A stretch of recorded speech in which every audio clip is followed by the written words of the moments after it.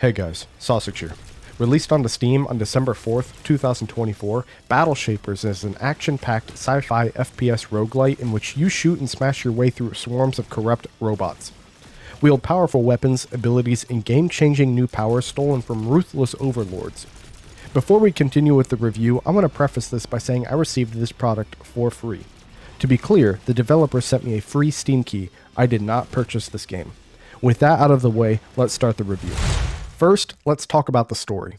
You play as Ada, a Shaper who has been awakened after evil Shaper overlords have taken over the city of New Elysium. Your job is to fight through their corrupted robots and defeat them to save the city of New Elysium. This story is minimal, and for a game like this, that's not necessarily a bad thing. Not every game needs depth. Some games are more about the gameplay than the story, and this is one of those games. The devs included a story just to give the player some reason to want to fight through the hordes, but at the end of the day, the story ultimately takes a backseat to the combat, and that's okay. As you play, you'll find little flash drive looking things that say their lore, but unfortunately, as far as I can tell, they're just little bits of dialogue Ada will have with her companion Mimo, or maybe even the bosses. While I love the idea of finding these little tidbits of lore, what annoys me about this is that there is no lore tab. If the devs were going to add these little flash drives of lore, I wish they would have introduced a lore tab feature. This would have added another layer of storytelling to the game and something for the player to do when they want to take a break from fighting enemies. From a storytelling perspective, this was a massive misstep. Next, let's talk about the graphics.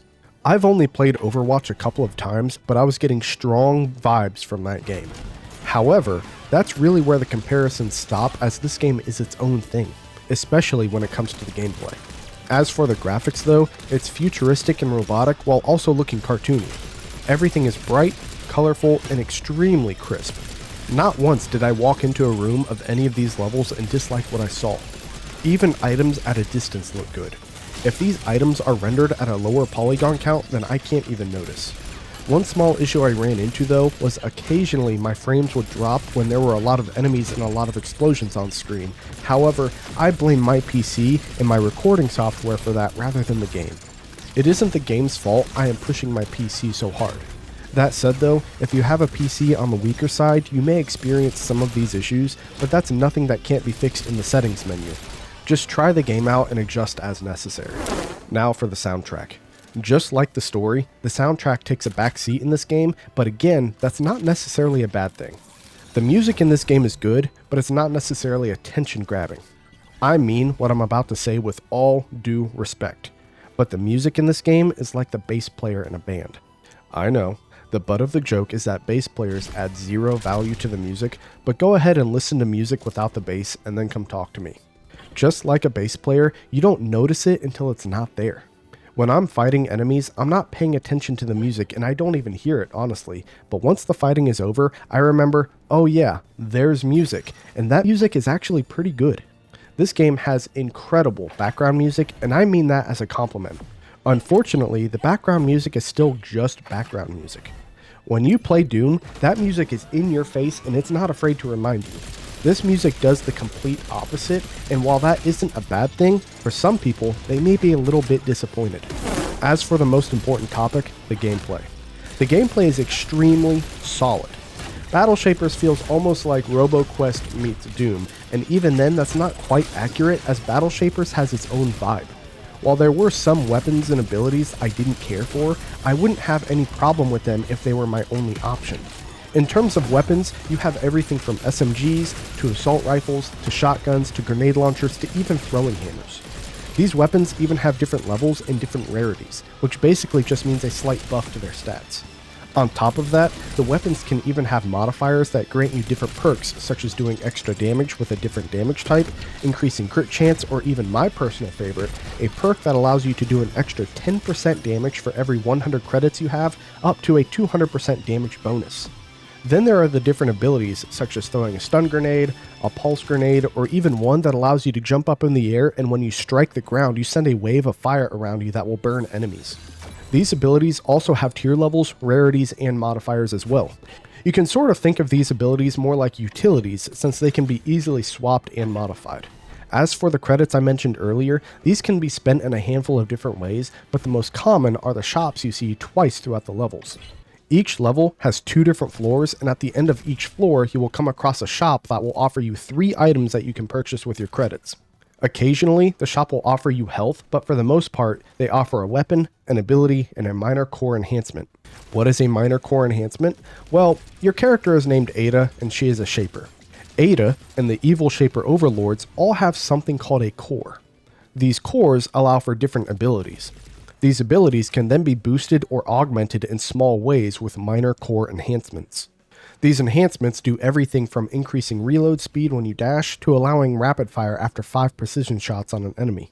On top of that, you can also gain major core enhancements, which are like the minor enhancements, just more potent and powerful. Then you can also get hacker enhancements after defeating a boss, which will do anything from introducing a flat yet substantial damage increase to a damage element type, such as kinetic, arc, solar, or vibro, or you can get a hacker enhancement that gives you extra credits when you start a level or defeat an enemy. To take a step back to the bosses in different core types, you start the game with your own core, but as you defeat the bosses, you can unlock their core, which there are a total of 3, 1 for each boss.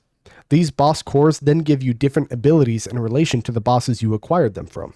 My favorite being the arc core that drops from the Volt Colossus. That core gives me the ability to throw a grenade that creates a bubble of arc energy, and enemies within that bubble take arc damage. As you continue to play and defeat the bosses over and over, you will then level up the cores, which then unlock more perks. These cores and perks can also be modified with the minor core enhancements. For example, the arc bubble ability I can grab a minor core enhancement that causes the bubble to form around the character, Ada, rather than being a grenade. Or another enhancement says the bubbles grow in size as they sit. Battle Shapers has an incredibly well thought out and balanced gameplay with many different skills and abilities that allow for near countless forms of combinations and build crafting. That was all of the good I had to say about Battle Shapers, but now it's time for the critiques. My biggest critique is the bird-themed boss, Winged Magistrate. This boss felt exponentially more difficult than the other 2 bosses. I am not sure if it's a balancing issue on the dev's end or if I was doing something wrong on my end, but it doesn't change the experience I had. Some of the enemies, including this boss, have attacks that almost feel like they're not targeted at you, but rather where the game thinks you'll be. While that makes sense and I'm not mad about that, what's annoying about these attacks is that they can occasionally happen quite quickly, which requires quick reaction times and course correcting, which again is fine, but if there are multiple attacks happening at once, it almost feels overwhelming. One such attack is a whirlwind type attack that the bird boss throws at you. This attack is so quick, if you blink, you'll practically miss it. The second attack is that this boss will spawn a handful of tornadoes. This attack does show the path the tornadoes will take, but these are also a bit quick. When you have 5 or more tornadoes heading towards you, plus the whirlwind attack, it's almost impossible to get out of it without taking damage at least once, and being a boss, a single attack can be potentially devastating. Next is the player progression. I had a great time playing up until about the 10-hour mark.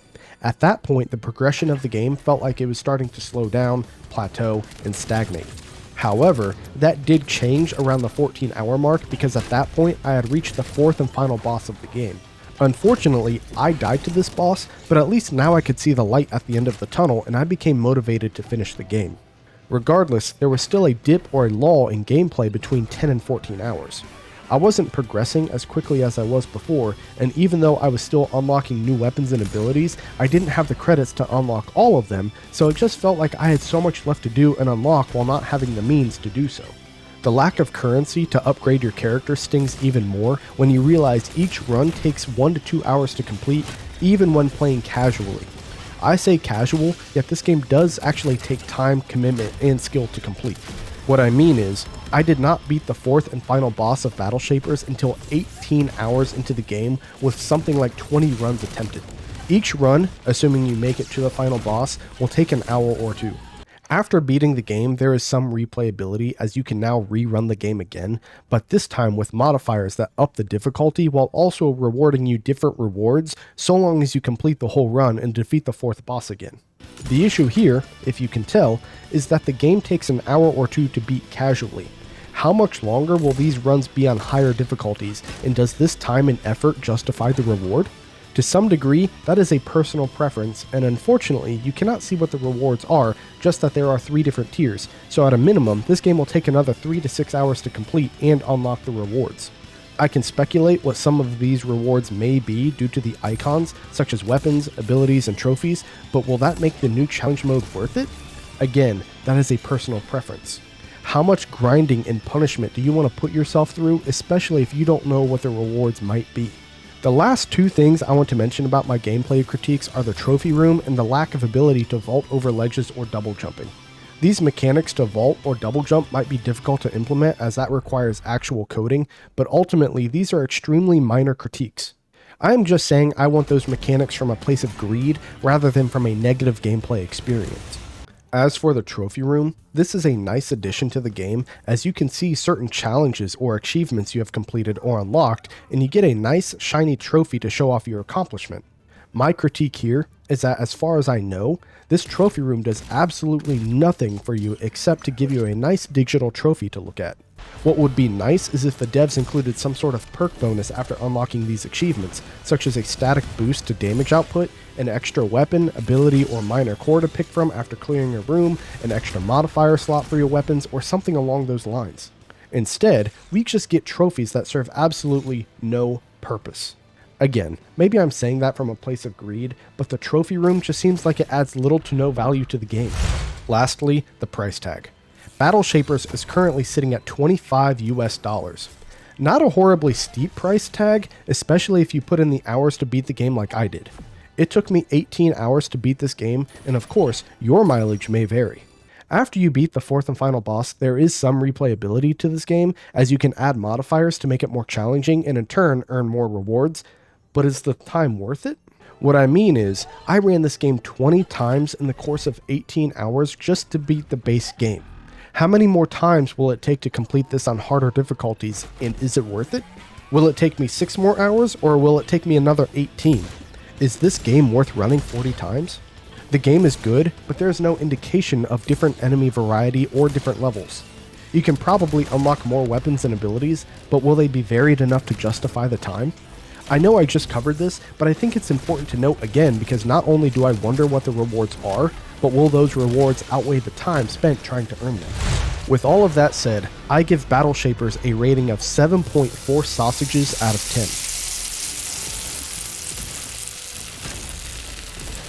The story is short, sweet, simple, and average.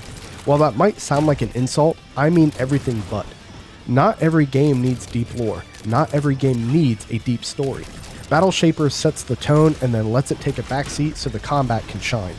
Battle Shapers does offer lore collectibles that you can find while you play, but unfortunately these pieces of lore are only shown through dialogue. What the developers should have done was introduced a lore tab that allows the player to go and read the collected lore anytime they want. This was a massive misstep that for the life of me, I just cannot understand. The graphics look great as it's almost cartoony, it's colorful, and it's futuristic and robotic. There is little to no graphical rendering as well. The only downside is that occasionally the frames can drop if there are too many enemies or explosions on screen, but I personally take that as a point of pride that I could manage to do that rather than pointing blame at the developers.